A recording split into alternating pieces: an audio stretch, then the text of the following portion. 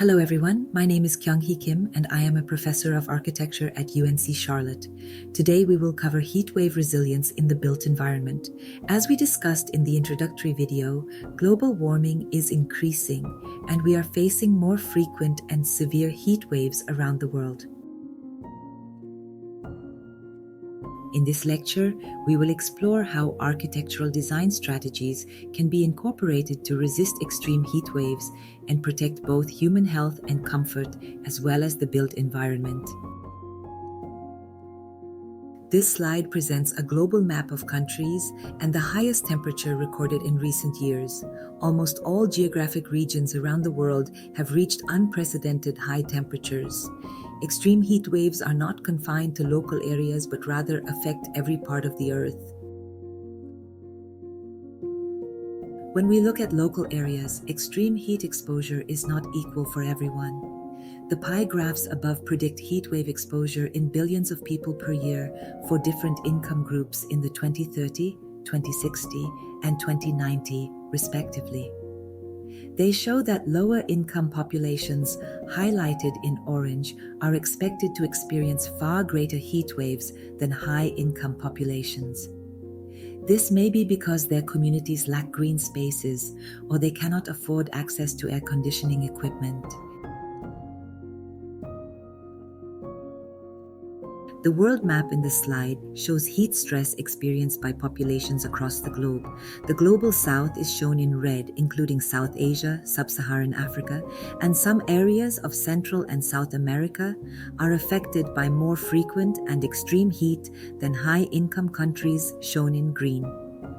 These lower-income areas have high population density and lack adequate climate control systems. Exposures to high heat stress lead to increased vulnerability to health hazards and property damage. On the other hand, high-income regions experience less heat stress because they receive greater protection in their buildings and sites. This environmental injustice reveals that global warming is an additional contributor to furthering social inequality. Therefore, policy and interventions should focus first on safeguarding the most at-risk community and populations.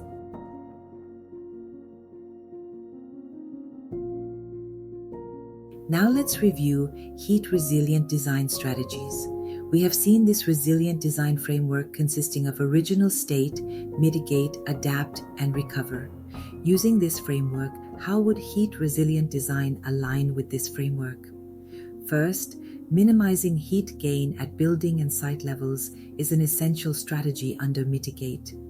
Heat gain is reduced by blocking unwanted heat that enters interior spaces and minimizing internal heat gain inside.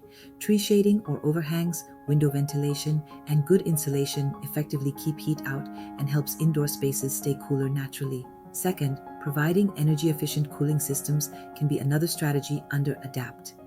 Extreme heatwave conditions will not allow natural cooling of the space and will require an active air conditioner to maintain comfortable indoor temperatures. Third, the integration of a backup power source represents another important feature under recover.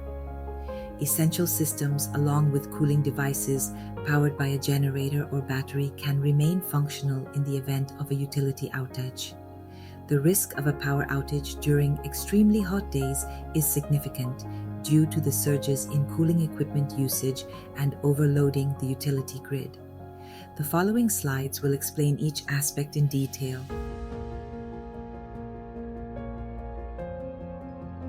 The first strategy against heatwave conditions is to reduce unwanted heat gains with bioclimatic design strategies. Refer to bioclimate design videos for more details.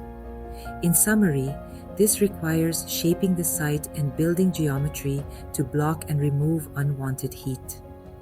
At the building and site level, landscapes and trees around a building will temper the local microclimate through tree shade and evapotranspiration, limiting the size of the east and west facing windows, reduce unwanted solar gain from intense low-angle sun. High-performance windows, coupled with effective shading devices such as louvers and fins, can block additional sunlight before it reaches the room. Airtight and insulated building envelopes mitigate all three modes of heat transfer caused by conduction, convection, and radiation. High-performance envelopes resist heat absorption during daytime and limit nighttime heat radiation into interior spaces. This helps with good thermal comfort levels at night. Additionally, operable windows, roof vents, or attic ventilation allow natural ventilation through a buoyancy effect to vent hot air from the building. Finally, using high albedo walls and high reflective roofs keeps much of the sun's energy reflected away instead of absorbed. In combination, these measures significantly reduce the heat gain that the building and site must deal with in the first place.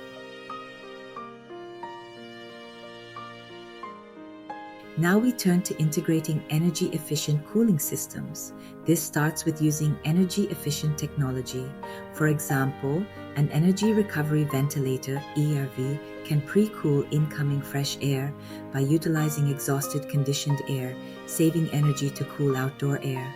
All appliances and artificial lighting systems should be high efficiency to minimize both energy consumption and internal heat gain. Some cooling technologies using ground source heat pump are more energy efficient because they use stable cooler temperatures underground when outside air is very hot. In addition, alternative cooling methods can supplement mechanical air conditioners, including evaporative coolers, night purge, underground pipes, and so on.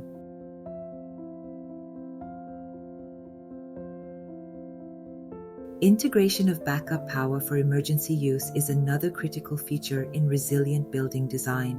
If power goes down without a backup power supply, even the best climate control systems become useless. Generators or batteries are typical emergency power systems, which ensure the continuous operation of essential systems.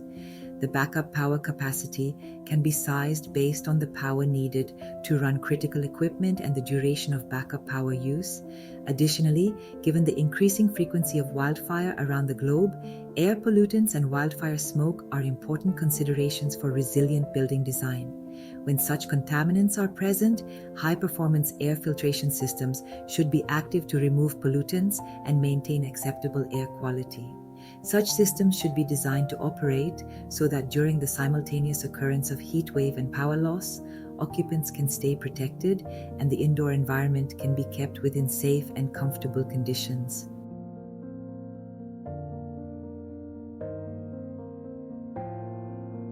This slide illustrates temperature increases caused by the urban heat island effect. The horizontal axis shows different built environment settings, while the vertical axis represents temperature. The orange solid line shows surface temperatures measured at 4 p.m., while the dotted line shows ambient temperatures measured at the same time. Similarly, the blue solid line shows surface temperatures at 2 a.m., and the dotted line shows the ambient temperatures at the same hour. In the city center, high building density with tall building heights contributes to trapping heat and significantly increases city temperatures, a phenomenon known as the urban heat island effect. During daytime, the surface temperatures of buildings in the city are much higher than those of rural areas due to trapped heat stored in concrete and asphalt surfaces. These low albedo characteristics of these surfaces retain heat during the daytime and gradually release it during the night, still maintaining the high surface temperature. Interestingly, at night, surface temperature and ambient temperature in the city remain high and at similar levels, meaning they reach a steady state condition. On the other hand, rural and suburban areas, as well as locations near ponds and natural landscaping, maintain cooler environments due to low density development and more green spaces.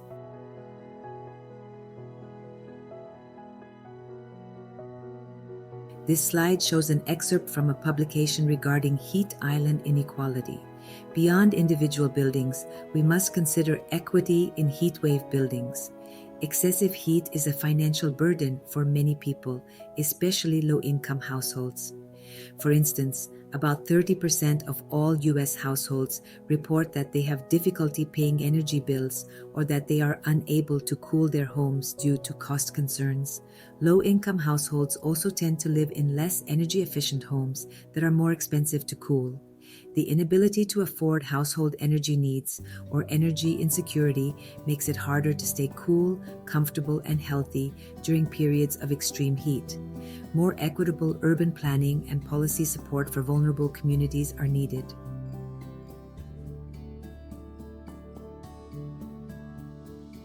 Natural elements such as landscapes, vegetation, and trees are among the most effective, sustainable ways to cool cities. This slide illustrates the cooling effects of evapotranspiration from trees. First of all, tree canopies lower ambient temperatures by blocking sunlight and providing shade. Moist soil for tree roots also cools the air through a process called evaporation. Additionally, water pulled by trees from the soil is released from their leaves through a process called transpiration. These phase changes from water to vapor during evaporation, transpiration, or so-called evapotranspiration help reduce heat. Trees and landscaping elements improve measurable cooling effects in the microclimate.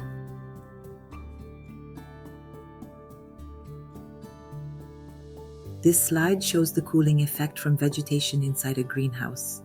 Using thermal imaging, there is a stark contrast in surface temperatures. The surface temperature of the skylight measures approximately 39 Celsius, whereas trees below the skylight show a much lower surface temperature around 23 Celsius. Slide 14 through 16 present infrared camera images showing the surface temperatures of non-pervious materials. The significant temperature difference is due to the green roof's vegetation and soil, which absorbs much less heat and cools the surrounding air through evaporation and transpiration.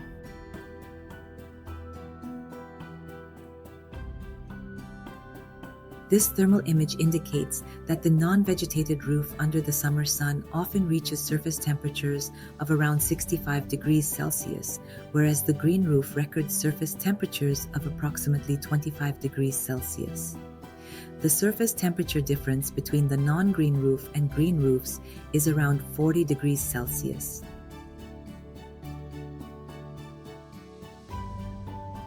This slide shows another thermal image of a non-vegetated roof. A conventional roof can reach surface temperatures of up to 80 degrees Celsius. City streets are primarily covered with concrete and asphalt. These low albedo materials enable them to easily retain solar heat and increase surface temperatures.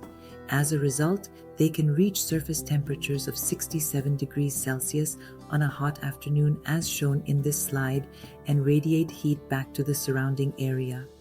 This heat wave, radiating from street surfaces, worsens extreme ambient heat environments. This video was supported by UNC Charlotte in collaboration with the US-ASEAN Smart Cities Partnership. For further inquiries, please contact Kyoung-Hee Kim at UNC Charlotte. Let's continue to innovate resilient built environments.